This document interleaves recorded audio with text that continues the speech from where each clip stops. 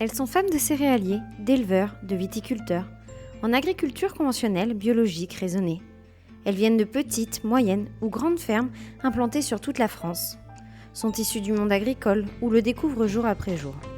Entre les coups de main à la ferme, la vie amoureuse et familiale, conditionnée au rythme des cultures, de la météo et des animaux, elles-mêmes salariées ou agricultrices, mères, ces femmes sont les piliers de leurs conjoints agriculteurs. Je m'appelle Marion, j'ai plaisir à discuter avec ces femmes et partager, témoigner, diffuser leurs choix de vie personnels et professionnels, ainsi que leurs joies et difficultés liées au monde agricole. Alors, à votre avis, où ça mène quand on s'aime ?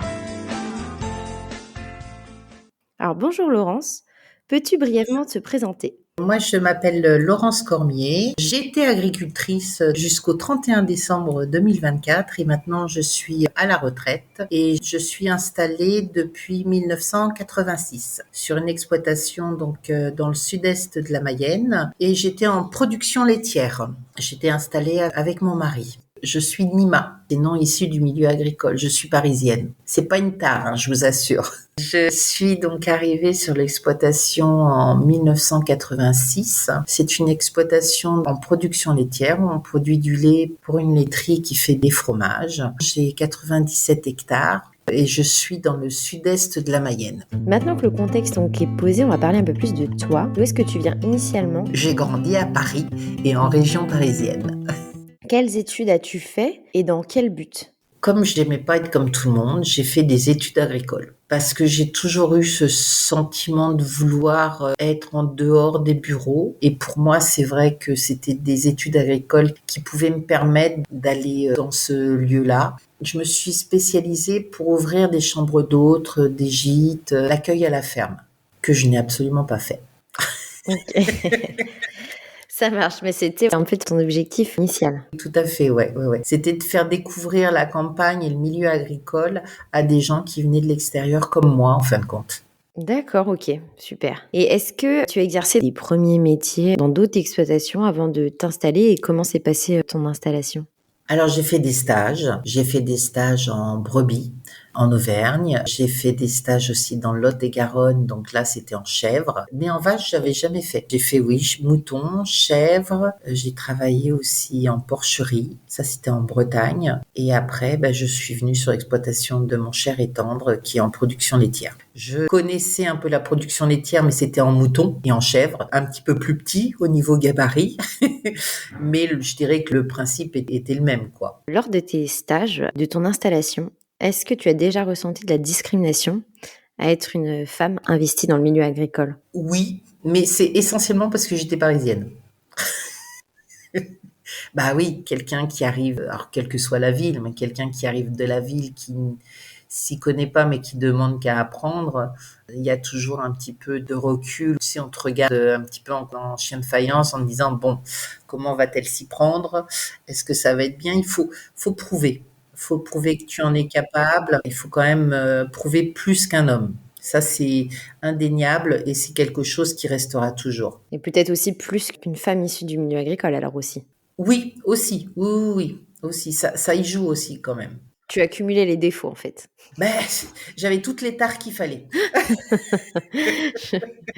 Et alors, quand tu étais donc installée avec ton conjoint, quelles étaient tes missions principales sur l'exploitation ?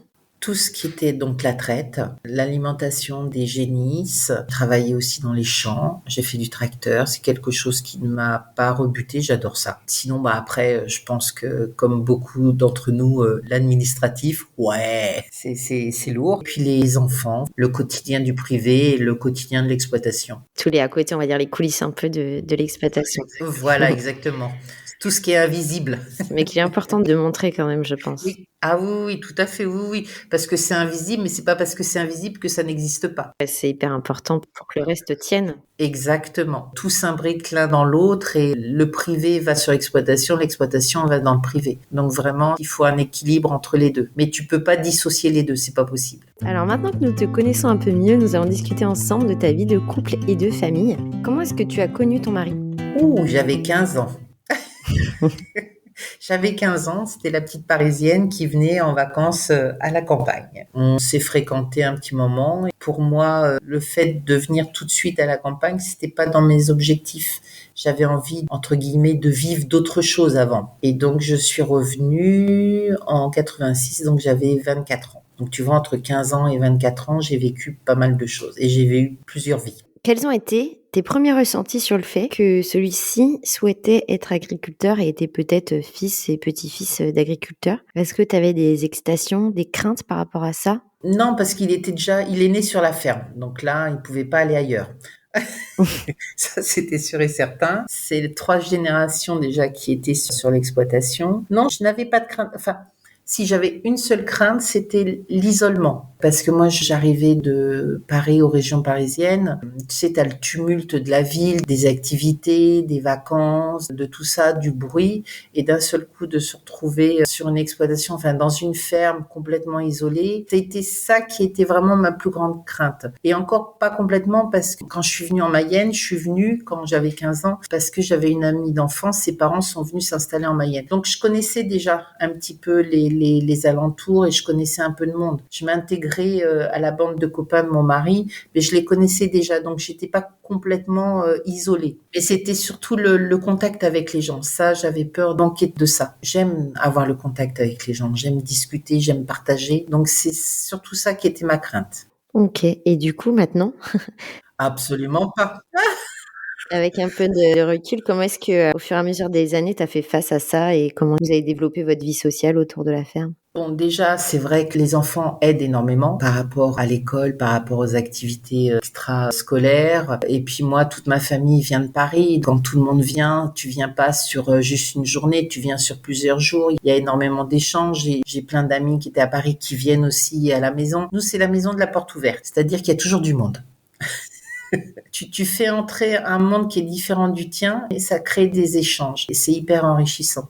Est-ce que vous habitez sur l'exploitation? Oui, oui, oui. Est-ce que c'était un choix? Est-ce que c'est une contrainte pour toi? Est-ce que tu avais peur aussi, tu parlais tout à l'heure d'isolement, du fait donc déjà de s'installer avec son conjoint et en plus d'habiter sur l'exploitation? Non, enfin pour moi, ça me paraissait logique. Mon mari habitait déjà sur l'exploitation. Il y a un côté pratique. Après, je conçois et je comprends ceux qui ne souhaitent pas habiter sur l'exploitation. C'est vrai que ça te permet vraiment de couper, d'avoir ton lieu de travail et ton lieu de privé. Nous, non, c'est venu naturellement. Je me suis pas du tout posé cette question-là. Et alors lui, il y habitait déjà. Comment est-ce que tu t'es fait ta place au sein de cette maison sur cette exploitation? C'est une maison où on n'était que locataire. C'était notre maison sans être notre maison. Et puis au fur et à mesure, j'y ai mis des petits trucs à moi. Je l'ai prise telle qu'elle était. Non, je me suis pas posé la question. Ça marche. Est-ce que vous étiez seul à travailler sur l'exploitation ou est-ce que vous aviez de l'aide ou des salariés? Non, non, on n'était que 2. Vous êtes retraité. Qui a repris l'exploitation? C'est notre gendre, c'est le chéri d'une de nos filles. Ok, donc c'est resté en famille, c'est quelque chose auquel vous souhaitiez? C'est vrai que ça nous fait énormément plaisir. On est très contents, très heureux. Mais si ça ne s'était pas fait, ma foi, c'est que ça devait pas se faire. On est plus ce côté-là de se dire, si ça se fait, c'est génial. Quelles que soient les choses qui vont se faire. Si ça se fait pas, c'est qu'il doit y avoir une raison. Et ma foi, écoute, ça s'est fait. Donc on est super contents.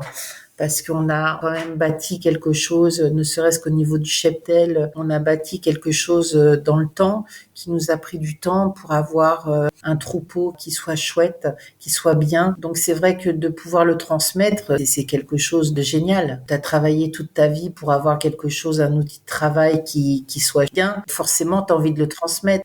Ok, ouais, je comprends bien. Vous vouliez pas mettre de contraintes à vos enfants sur une quelconque pression de il faut reprendre l'exploitation. Ah non, absolument pas. Ça a toujours été quelque chose où on n'a jamais forcé. On en a toujours discuté ou quoi que ce soit. Puis bon, ils vivaient nos peines et nos joies. Ils avaient vraiment la réalité du terrain. Mais on n'a jamais forcé. Ils ont toujours fait ce qu'ils avaient envie de faire et ce qu'ils pouvaient faire. Et est-ce que ton mari, lui, a ressenti ça de ses parents, donc il a repris l'exploitation familiale? C'était un souhait de sa part ou est-ce qu'il s'est jamais trop posé la question? C'était une évidence? C'est un souhait de sa part. Non, non, c'est un éleveur. Il est né éleveur et il restera jusqu'à la fin, il est éleveur. Pour te dire, même à 4 ans, il s'est fait bouler par une vache, ça ne l'a jamais empêché de continuer. C'est vraiment dans lui, il transpire ça. Jamais il ira se coucher, enfin, plus maintenant, mais jamais il n'aurait été se coucher sans aller voir ses animaux, voir si tout allait bien ou quoi que ce soit.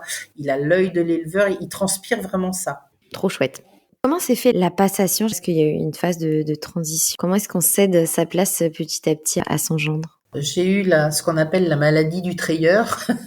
Je me suis fait opérer des 2 épaules, dont une qui n'a pas tenu. Donc c'est vrai qu'en 2021, quand je me suis fait opérer déjà de la première, il s'est avéré que mon gendre finissait ses études. Il nous a proposé de venir sur l'exploitation déjà pour m'alléger le travail et en même temps aider mon chéri. Donc on a dit OK. Et donc il a été sur l'exploitation pendant 3 ans. La passation s'est faite gentiment et naturellement. Et est-ce que eux habitent sur l'exploitation aussi? Non, pas pour l'instant. Non, non, non. C'est convenu comme ça. C'est eux qui ont voulu ça. Pour l'instant, eux, ils sont dans leur maison, à un quart d'heure de la maison, de l'exploitation. Et nous, pour l'instant, on reste sur l'exploitation. Quelque part, ça nous arrange parce que ça nous laisse le temps de trouver quelque chose qui puisse nous convenir pour partir. Et eux aussi, ça les arrange parce que ça leur permet de continuer les travaux qu'ils ont dans leur maison et aussi de distinguer les deux, le travail et leur vie privée. OK. Et d'ailleurs, au moment où donc tu t'es installée avec ton conjoint sur la ferme, est-ce que ses parents étaient là? Est-ce que ta belle famille était dans le coin? Et est-ce que c'est quelque chose qui te faisait peur ou pas du tout? Le papa de mon mari est décédé malheureusement pour lui assez tôt. Il n'y avait plus que ma belle-mère, mais non, c'était quelque chose où mon mari a dit non. Le jour où tu viendras sur exploitation, sa maman aura déjà quelque chose ailleurs. Tu as 2 générations et 2 visions complètement différentes de la vie, donc allier le tout, c'est pas évident. Puis j'arrivais en tant que parisienne, donc c'est pas toujours vécu bien d'un côté comme de l'autre. Donc vous avez 5 enfants. Comment est-ce que s'est fait l'arrivée des enfants dans un quotidien d'éleveuse? Donc déjà pour toi, comment est-ce que tu l'as vécu? Et est-ce que ton mari a pu être présent avec toi dans ces moments-là?